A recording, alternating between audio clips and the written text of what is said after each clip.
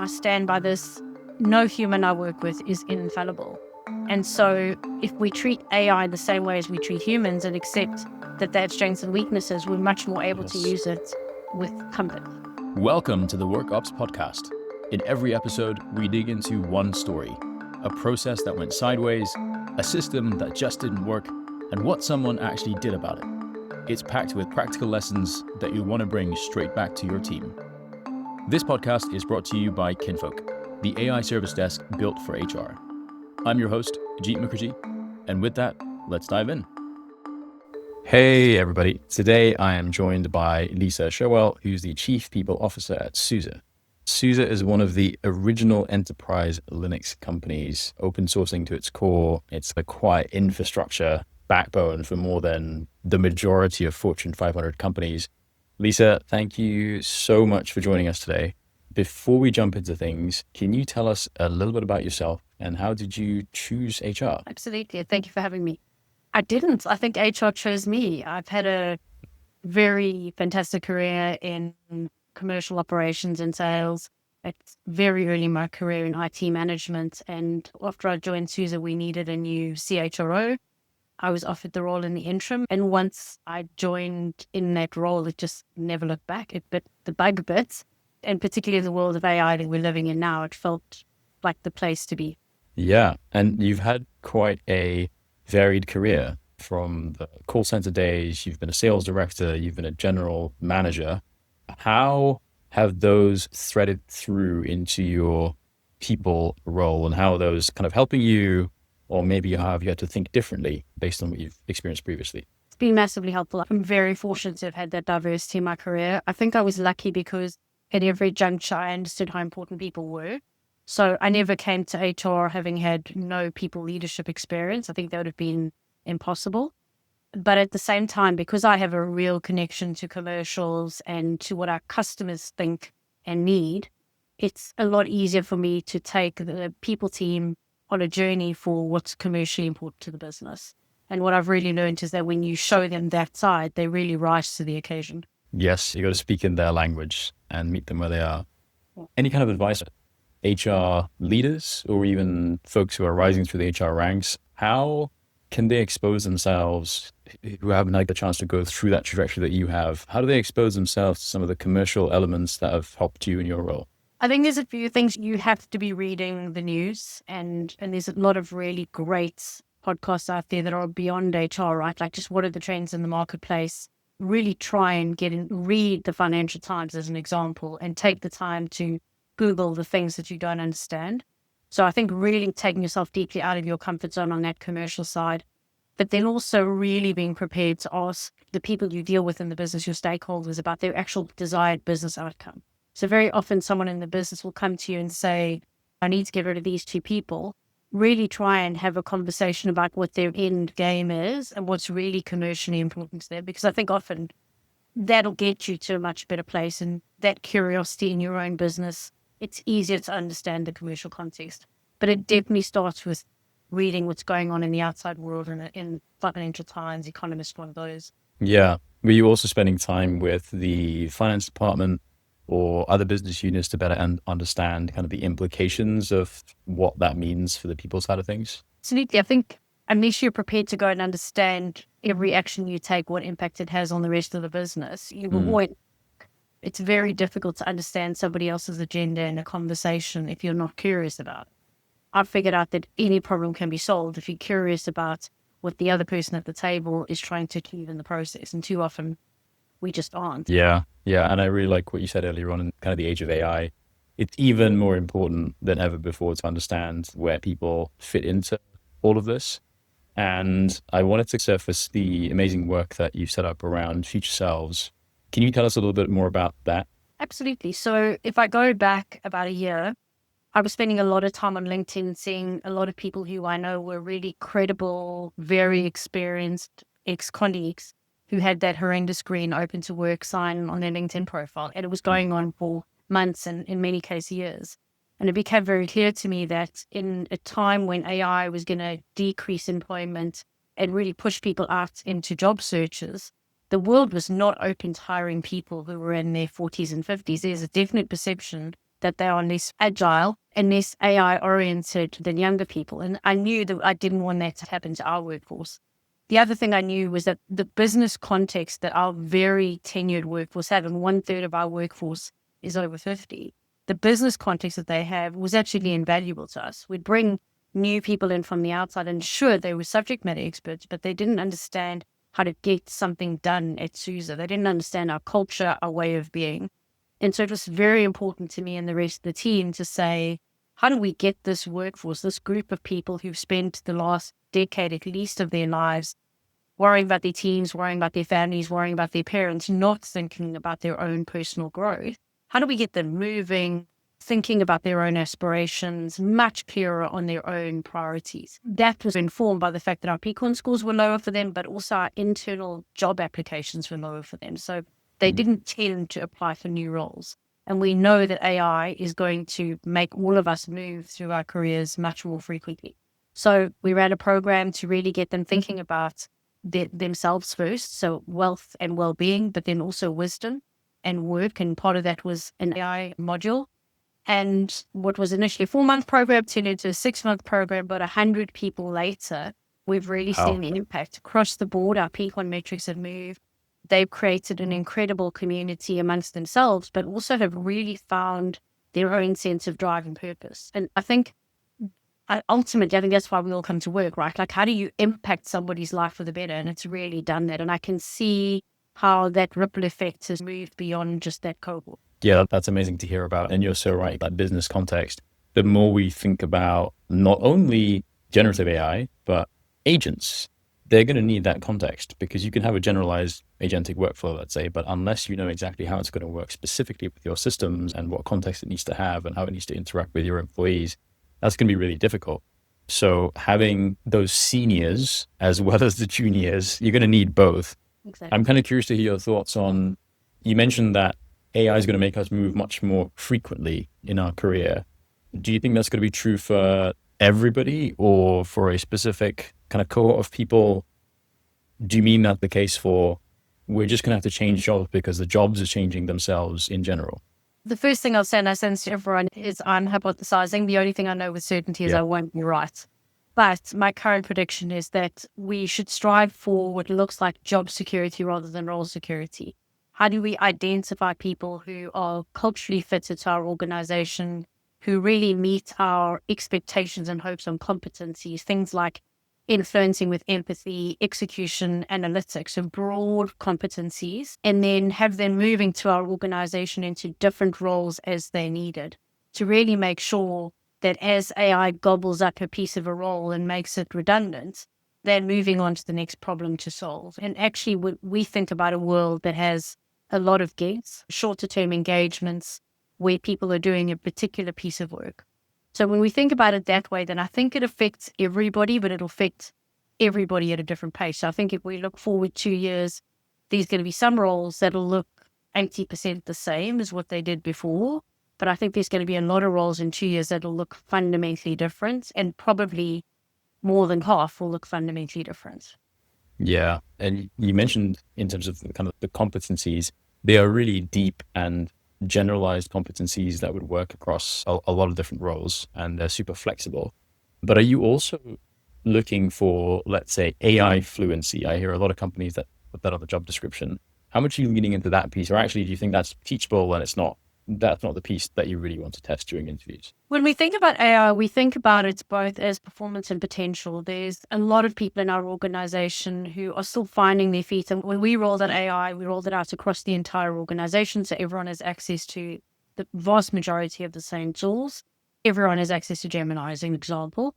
And the way we think about it is that from a personal productivity perspective, everybody should be using AI. The way to secure your job is to make sure you're using it.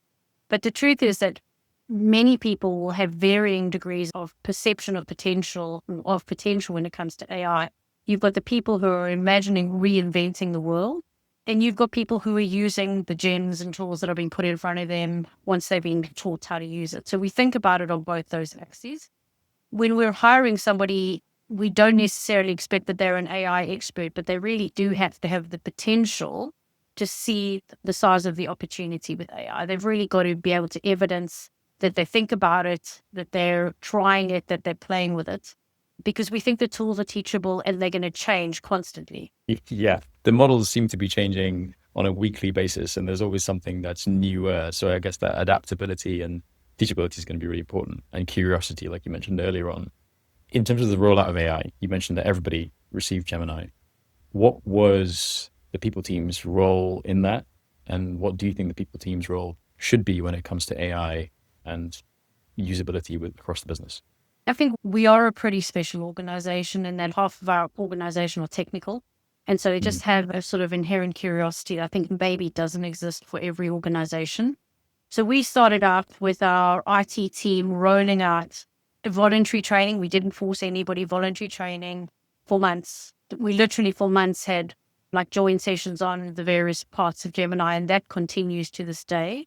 And we really did everybody, as our chief strategy officer described, pick their own adventure. And then what we saw is that functions really built centers of excellence in each of the functions. So every single function did show and tell sessions, and they're all hands. And we've got peer recognition for how people are innovating with AI. So really, I've tried to make it very bespoke to each function. In the HR function, we thought about it in two different ways. One, really invigorating the HR function. We, I think, were quite unique in that we wanted to lead the way, not follow. We were pretty determined that we were not going to be the laggards, and that's really played out. So huge amounts of time and energy just in getting HR moving on AI, and it's been amazing to watch. But then in parallel with that, because we touched so many parts of the business, it was about role modeling that utilization. So rather than owning the training, because actually IT does that, it was about business partners going, hey, here's a gem that's going to help you do your performance management. Or actually, can I come and run a workshop with your leadership team to show them how to use AI, or think about how the future world of work for this function is changing? And there was a gem embedded in that. Or if you came and did one of our mindset training, there was a gem embedded in that. When you did the future selves training, the entire personalized coaching model, we use gems and notebooks to help you drive your own performance. So a lot of it was about bringing it to life just by giving people access to tools that we built on it. That's awesome to hear that actually it was IT-led training. So that onus didn't fall on you, but you actually weaved it into the existing conversations. So it didn't feel like, oh, here's an additional thing that you have to try. You just now do work differently and more effectively. Exactly. Ideally. You mentioned it was really great to see your team kind of embrace AI. What were some of those use cases where you found the biggest delta? So I think the thing that probably got me the most exciting was that we're a pretty small company. 2,500 people is not big. And we recruit a vast number of different roles. And so the truth was that trying to use AI in recruiting was not as simple as it would be for a big organization with a lot of scale on specific roles. But that said, we try and use a lot of real insight in recruiting, and we have psychometric testing, and we use what we call work sample assessments, which requires people to do quite a lot of presentation, but in a very particular style through the interview process. And so what the team have done is that from the very beginning, the recruitment team built gems where hiring managers at any point could pop in the job description, our competencies, the person's CV, and it would spit out a set of scenario-based questions to align to those three things. So that was the first great example. They then gave them the ability to drop the transcript in to help them do their scoring. So it doesn't do the scoring for them, but it gives them the ability to use the transcript against those three documents to really help shape their thinking to complete the scoring for the interview process. And then my favorite part was taking all of that information and turning it to what we call a manager handover, which is with a successful candidate, very often all of the fantastic feedback from the interview process gets lost. And so really making sure that doesn't happen and gathering it all together. So the new hiring manager now has the document that says, hey, by the way, you've got this great new candidate coming. It's flagged some areas that probably are going to be an issue so we can tackle them from day one to make them successful. That's probably my favorite use case. That's awesome. It's really a crucial thing that you said there is that the AI is not scoring. The AI is helping them score, which means that the decision making is still with humans, which is great to hear, particularly in a hiring use case with the EU laws that are coming out. The manager handover case is also fantastic. I'm curious to hear, though, it sounds like you're using AI that sits outside of the existing HR or people tech stack. How are you finding our world evolving in terms of the technology available? Are you having to build on gems and other technology to support your workflows? Yes, you're 100% spot on. The challenge with being people data is that we are the most precious and most sensitive data in the organization. And that really does present a challenge. So today, our HRIS system has a lot of AI agents coming, and we've got them currently in Sandbox, and we're playing with those. And the goal is to turn those on as quickly as possible. But it does mean a lot of what we're doing is building gems outside to make them work. And a great example will be my team have used Gemini to code an application which helps people think about their competencies. And you would really want that to be in Workday, right? You would want the person to be assessing their competencies in Workday. The upside is that it's much, much easier for us to build an application, test it and use it, and then get to a place where we can build it into Workday down the line. Before, that would have been a fairly cumbersome process. So that's been a huge amount better. I think we have a lot of work to do here. We wait patiently for the MCPs to be turned on in Workday to really give us, my end game is to be able to take performance management to where the person does their work. So if I'm an engineer and I spend a lot of time in GitHub, I should be able to do my performance management in GitHub. I shouldn't have to go to Workday to do it. And so we are desperately looking forward to a day where we can take the work to where the individual is doing it, but still have one system of record. And we're definitely it. Meet people where they work. That's the future. And it's really cool to hear that your team are starting to code themselves and build some of these things themselves. Two questions come to mind. The first one is, that is new compared to their, let's say, quote unquote, day job. So how do you balance, hey, all the stuff that you have to do and also make time for creating this new way of working? And then I'll come to the second question shortly. Yeah. So I think the really fascinating thing about where we are, and I think this is fair to talk about, is we operate for 8% less today than we did a year ago in my HR function. And that's real world numbers, including CPI and everything. And we've done that because the team are extremely innovative. They do more today than they did yesterday, and they did more than they did a year ago. So a year ago, we didn't have future selves. There was loads of programs we didn't run. AI has really escalated their ability to deliver work to the business. So I think AI has made a massive difference. The other thing is that we're just hyper-focused on things that have an impact. When I came into the team, they worked very hard at delivering everything that everybody wanted all of the time. And so really saying, what are the things that actually matter? What can the business actually absorb? And really trying to strip that back has been a really big thing. We've got a long way to go, right? But so we've managed to not just add the extra workload, but also cut our operating costs by just being much more focused on things that matter and using AI to deliver them. I felt before we could never have delivered hyper-personalized coaching without AI. Yeah. But making that decision on where to focus has nothing to do with AI. You have to use the human judgment to decide where's going to be the biggest value.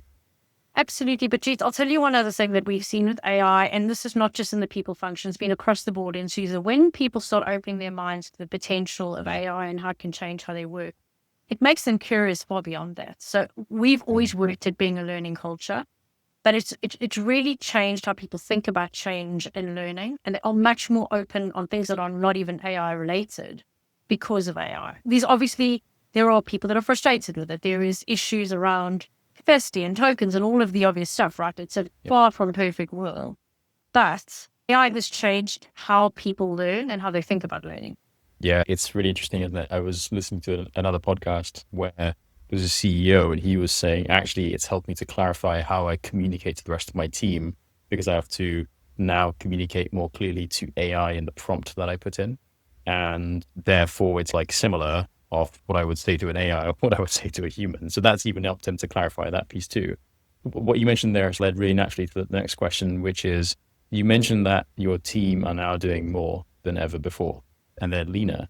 So have the expectations from you, from your team, what you expect of them, has that risen? How do you balance that with more work, risk of burnout, those kind of pieces? I think that what has happened is there's definitely an element of when I stepped into the role in year one, and I'm 3 years in year one, I probably was not thinking if you do what you do last year, you're not meeting my expectations. So if you were meeting expectations last year and you do the same thing again this year, that is no longer meeting expectations. So I don't think I was thinking that way in year one, whereas in year two and year three, we've been really clear with the whole team about that. If you just do what you did last year, it's not enough, right? So probably, yes, the expectations have risen, But I also think they're shaping my expectations. My perception of what they're capable of has been shaped by what they deliver. I worry about burnout a lot, but interestingly enough, my worry about burnout is more about something I've seen across the organization where AI creates this perception of potential. And the people who get on board are like, there's so much I can do, there's so much I want to do. And sometimes they're almost running too hard because they're so excited about all of the things. And so there is an element of that. But I am really lucky because we've got a very robust Peakon practice. So we use Peakon employee engagements across the business. We have been for 5+ years. And so we run that twice a year. We're very diligent and we get 92% participation. So I can see if I've got a problem. That's awesome. Do you see Peakon or the way that you collect that feedback evolving with the world of AI? You mentioned before meeting teams where they work. Is there another way to collect that information, perhaps? It's a great question. I feel like in an organization where we've been running it so consistently and it provides this reflection point at mid-year and at the end of the year where people think about how they feel, I would be loath to stop it. I was not a fan at the outset. I was much more point in time fan. I come from a customer side, so I was like, why are we not surveying people at 12 months and that kind of thing? Why are we making it about the calendar year? But actually, this works for us, and there's definitely a reflection point that helps for our business. Never say never. I don't know if it would change it, but for now, I can't see why.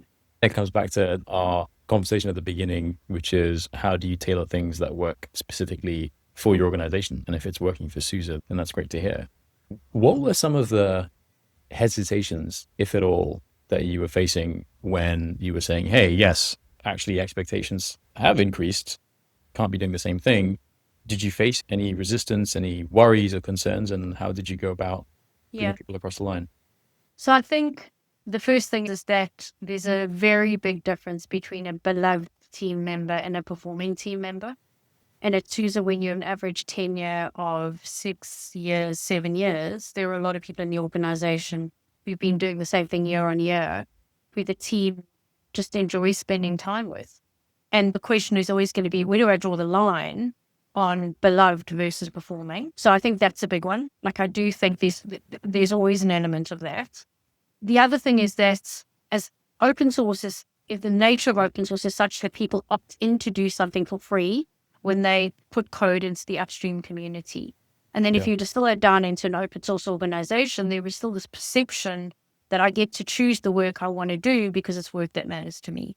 And so really getting people's heads around the idea that, no, we're a commercial entity and we have to do the work that is necessary and important. Very often when you're brutally prioritizing, people have got to let go of their pet project or the thing they love that really matters to them. Otherwise, they're not performing. So they could be working super hard and they could be delivering things that matter, but it's not things that matter to the business. And so there is definitely an element of that. So performing is about performing on things that matter, not about delivering things that matter to me. And we're a very purpose-driven organization, so that delineation is quite a big thing.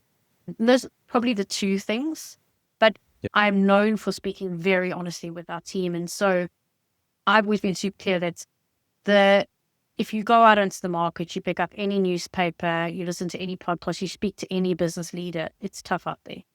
And so we have an obligation to make decisions for the 2,500 people, not for the one. And at the end of the day, our ability to give promotions, it increases our ability to improve benefits, our ability to create job security comes down to us making tough decisions on the one so that we can protect the whole. And really trying to bring it back to that has been, I think, very helpful. That's awesome to hear. Trying to get that culture across. And you mentioned 2,500 people isn't that big, but that is no easy feat. So to do that across the org is pretty great to hear.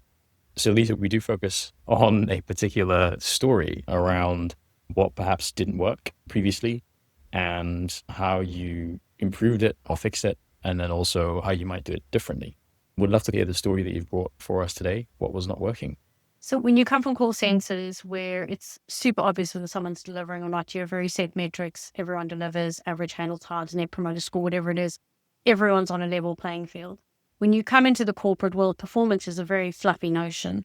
And over again, in every role I've worked in, there has always been this idea from leaders that they would rather index on kindness or niceness than honesty and transparency and performance. Mm. And over again through my career, I come across these people who, when we're exiting them, and if this is every job I've ever worked in outside of HR as well, if they've not been managed well, then they're dumbfounded when they're being exited because no one's had an honest conversation with them. And when you speak, the leaders all just fundamentally believe they were doing the right thing, the kind thing. And just performance management as a whole across the industry is extremely flawed, and in no small part because we think that's going to get solved by processes rather than ownership and accountability. And every time I come to an organization that says they have a performance problem, then they get into a conversation about, oh, we need to change the performance rating, or we need to move from goals to OKRs, or, oh no, we're going to move away from quarterly syncs to free and easy, everybody picks their own adventure. But actually the truth is performance is not about those things. It's about creating clarity in your conversation between your leaders and your individuals. Yeah, it's not a process issue. It reminds me of radical candor. How did you go about fixing that if it wasn't process related? So I don't think we fixed it yet. I think we really are in the middle of much more honest conversations, and it's a process we're going through. One of the big things for us is starting with ownership and accountability with the individual contributor as much as the leader. So being prepared to say that as an individual in the world of AI, our jobs are all at risk. Honest transparency, every single one of us is at risk. And the way that we safeguard ourselves is through creating personal mobility and career growth. So if I say my career growth is important and part of my career growth is my performance, then I am initiating more honest and transparent conversations with my leader. And part of that is really enforcing a simple meets, fails, exceeds expectations conversation twice a year with an individual and a manager. And a lot of people say, that's too brutal. And it's honestly what I would call the most basic way to force a conversation about, am I performing? And when you put it in the individual's hands, we're hoping that what will happen is the individual will care much more about their own growth and development than the leader will. We do a lot of training with leaders and we hold them accountable on reporting to get it done. But we believe that ultimately the person who cares most about their own performance is the individual contributor. And so putting it in their hands is hopefully the answer.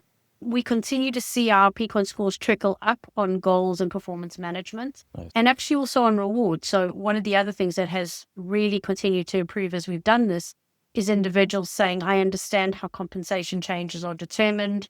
I know why I earn what I earn. And so we're seeing that improve as well, which I think is super important. Yeah, and I was going to ask you how you measuring or how did you identify that as a problem? And it sounds like Peakon was the place to go to and say, hey, actually, we have a big discrepancy between people thinking they're doing well versus when they get exited. And that transparency and clarity has helped. I have a question around what we talked about earlier on, where you mentioned that you see roles turn more into gigs and there's kind of temporary pieces.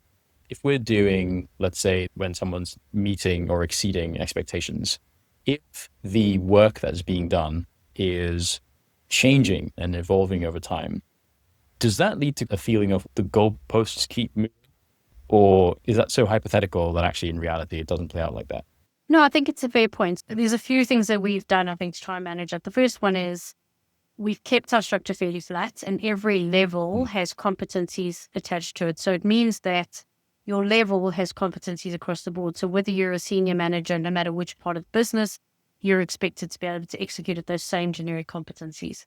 Then we're in the process of rolling out a platform with Workday, which will allow us to manage the gigs, which will say, and we do it offline at the moment, but it's super clunky, and so it's not as effective. So we roll out this platform, which will say, this is what the gig is. It's 25% of your time in a week. These are the exact deliverables. This is who the manager is. Both managers approve it. But what it also then does is it builds to your career profile. So then in future, let's say you've gone and done a piece of work on compensation. If in future you want to apply for a total rewards job, you actually have that experience on your profile stacked up to allow you to move on to something that is a bigger role in that same area. So the idea is that you're not going to get paid more for the gig, but you are going to build your experience base, and that should allow you to bridge to future jobs.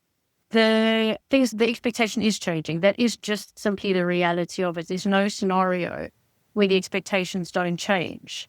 But we believe that the priority, certainly for our people, the priority is about job security and career growth.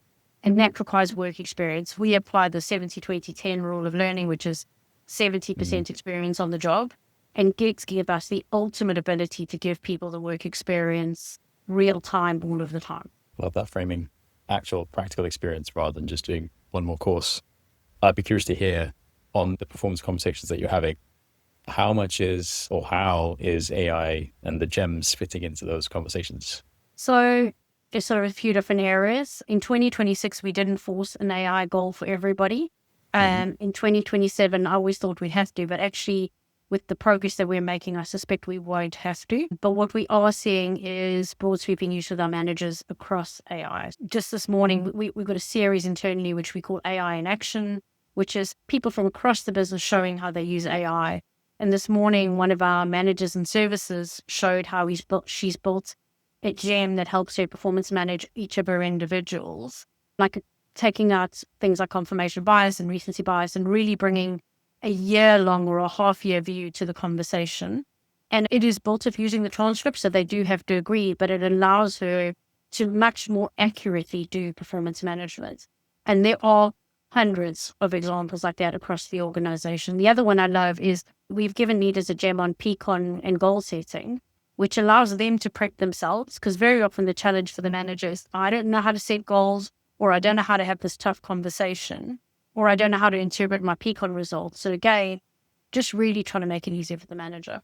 That's awesome to hear. And it's great to hear that actually, we talked about personal productivity before, but actually sharing these things sounds like you're actually leveling up everybody in that sense.